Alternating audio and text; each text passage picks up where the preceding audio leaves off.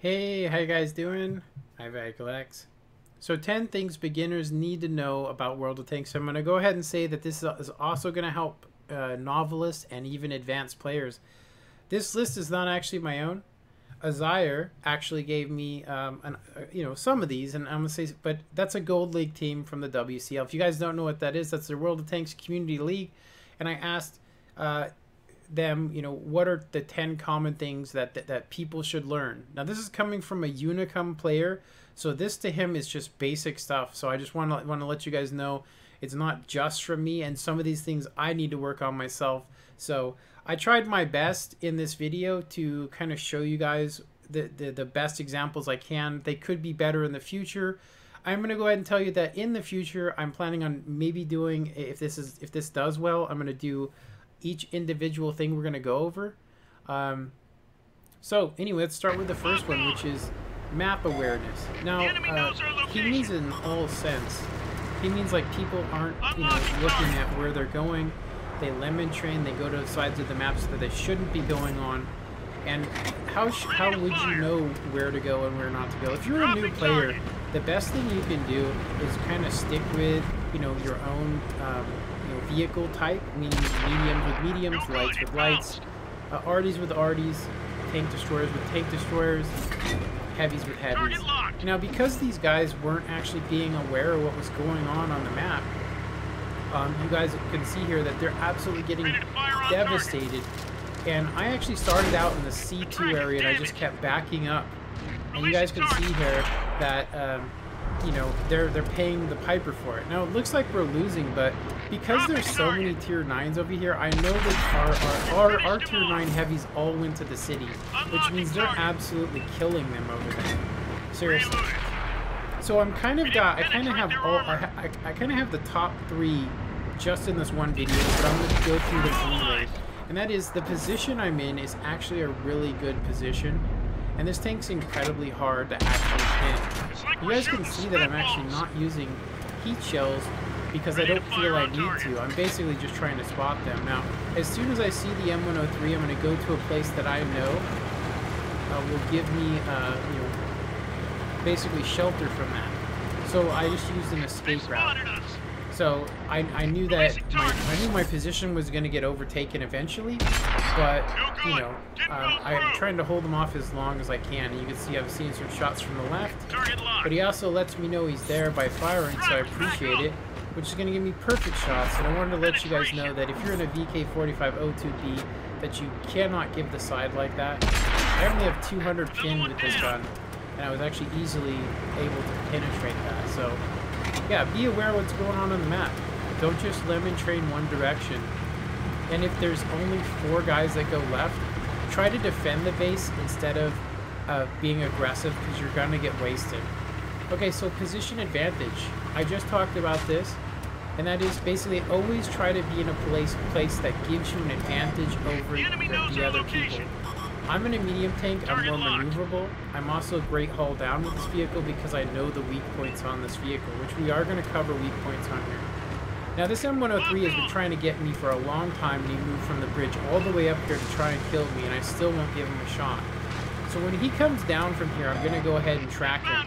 You guys will see it there, being tracked, and easy kill. I've made him miss, and he's dead. He also has given me armor, which means now I have extra protection. It's like having a rock here, which forces that T10 to give me his side, and I easily penetrate him without any heat. Alright, on to the next one. Knowing how and when to fall back. Kind of the same thing, but how to fall back is to pre-plan an escape route, and then, if you guys just take a look at what I'm going to detect over here, there's an E5, and there's also a T54E1. I know these tanks because I own them, and I'm going to say that the T54E1 can easily do 4,000 damage a game with its clip. It's a 4-round autoloader, does 390 damage. It's not something I want to mess with, especially when there is the, the T110E5 over there. So I know there's nothing I can do, so I'm going to go ahead and basically seal club, if you will, take out the targets I can. But I have an escape route planned. And I also, you know, I know that I'm going to have to get out of here. And as soon as I pull forward, I get detected. And as soon as I do, I go ahead and go for my escape route. I've done this plenty of times with light tanks and mediums. I would not suggest this for heavies, obviously. If you're a heavy and you overexpose yourself, you're going to die. So, as you guys can see, our team has a position advantage over there in the A5 area. So I was easily able to escape, and I'm going to be able to keep my gun in the game and also reload in time. So by not going over there and dying with that guy, it may seem kind of callous, but he shouldn't have overexposed himself. All right, so learning weak points. If you go into your garage, you guys can look at how thick the armor is, but it doesn't tell you everything you need to know. For instance, just because it says it's, you know, 200 millimeters thick or 250, that doesn't mean that, you know, 300 millimeters of penetration will actually go through it. A good example is you can find out where all the modules are and all that on this, which is great to know where the modules are so that you know you have a chance. But when you look at the armor viewer, it only tells you the thickness, and it gives you an idea of the thickness, not actually how much. For instance, it's only 160 millimeters thick, but if you guys use an armor viewer, you know, third party, you guys can see that it's 208 millimeters effective. Now that means I would want to be angling this, but if you look at the turret, it's over, you know, 2 something, so that's pretty good. Now you guys could find this, it's Tanks GG, or you guys can go to and look up on your phone in the Google store. It's actually called the Tank Inspector. It's on a cell phone. You guys can use that and look at the armor. Now I do want you to keep in mind that this is for the PC, but this one actually helped me out a lot more. I just take it with a grain of salt, but it's definitely a handy tool to have with you. Seriously, just to know, like to know that tracks add 20 more millimeters depending on the tank. Some add 20, some add 40. It just depends. But this is an amazing side scraper, this tank. So, on to the next one, which is angling armor and when to use APCR and heat. Now I'm just going to go ahead and tell you that you need to use APCR and heat on top tier vehicles. If you're in a tier 8 and you're shooting at tier 10s, you're going to need it to shoot the bottom plates, the common weak points. Learning weak points, you know, is definitely on there, you know, is in this video here. This is basically a stalemate.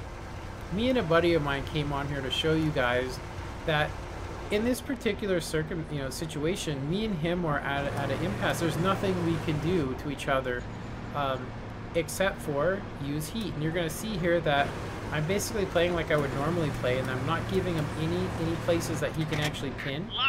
But because I have 340 penetration, and that's a flat turret that's only 250 millimeters thick, I went through it like butter. And I wanted to show you guys, I see people doing this all the time, and you shouldn't do it because of what's going to happen here. If you guys look, I wanted to show you guys, I see people doing this a lot, and when they pop out like this, all you're going to do is get tracked, and if there's more than one tank out there, you're going to get killed. So try to use your sides of your tank. Always have something in front of you, and always try and be in a hull down position. Now this actually has decent gun depression, but it is a box, which means if you look directly at a guy with your turret, he can pin you, and you can see that there's a pin mark there. Alright, so we're going to cover a couple things here. Now this is HE. Now same situation, except for he's going to fire high explosives at me, and it's not even the fully upgraded gun.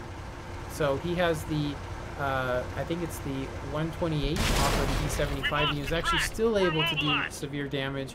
Now watch how much damage I can do with the 150. Now this doesn't mean that you guys need to be doing this with light tanks. You know, it's really about the caliber. You know, 150 has a lot of penetration. So do Hesh rounds, but they can kill crew members. So if somebody's side scraping like this and you don't want to use heat, you can use HE, but I'm going to tell you that in this situation normally, heat rounds wouldn't even help. Somebody would have to outplay the other one, and you guys can see here by me keeping that angle, it doesn't do much. So I had him turn his turret to show you guys that common bounce points become actual, you know, damaging points. For instance, I killed a crew member there, and I'm going to kill his driver here. Now it is random and it's like rolling dice. So there you go. So I kill his crew member and you'll see Firebug actually tells me. Thanks for that, Firebug. Spotting mechanics are very hard to cover, but I wanted to kind of show you guys, if you lock your barrel and you come out like this, you can spot a guy by the front of your turret. If you come out this way, you're going to overexpose yourself and get shot. Now, that's basically one of the main mechanics. I can't cover all of the mechanics in the game right now, but I did kind of want to show you guys some examples of spotting. For instance, this is a good example. All I needed to do was peek my turret up just a little bit to see him, and of course, because of my my camouflage rating, and he has not as good of a camouflage rating, I'm actually able to stay out of his range. But as soon as I fired, so this is a screenshot I took of where on a tank you're actually spotting from. So when you're looking everywhere, that's where it comes. So if your barrel's forward, then it gives you a couple more inches that you can see forward. Okay, so bush mechanics, I kind of want to let you guys know before we get into this that some bushes do not exist. And I wanted to let you guys know that on the 360, because it can't handle the Xbox One, you know, bushes, they don't all exist. Which means if you're sitting here and this bush isn't actually on the Xbox 360, then it doesn't really exist. But I can show you guys how bush mechanics work. This is also passive as well, which means I'm basically staying hidden. I'm playing back. I'm not getting aggressive. I'm just basically moving forward. And here I have an opportunity to shoot this guy, but instead of doing that, I'm going to go ahead and back up and at least test this bush. And you guys can see that this bush actually exists because I'm actually able to fire at him and not get detected. It's supposed to work like that in all of them. Okay, when to be aggressive. When to be aggressive is if there's only low tiers left and they're sitting in the spawn. As you guys can see, I can easily trade my hit points with these guys and clean them up. I did want to let you guys know that this isn't real gameplay. These are actually just you know, computers. You know, so, but it was a good way to show it all in one thing, so I don't have to go through a bunch of videos and do that. And, you know, yeah.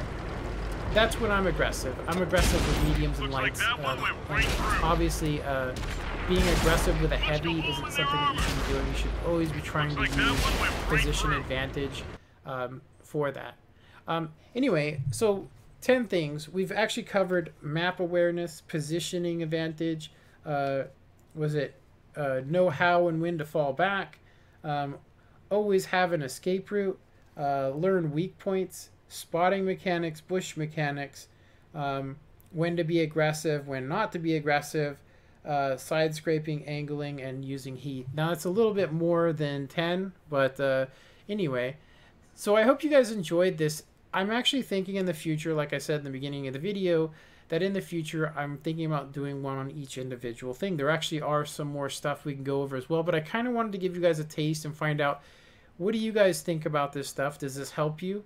And if it does, you know, hit that like button and comment and tell me why. If it doesn't help you, then let me know as well. Anyway, I hope you guys enjoyed this video and have a good one.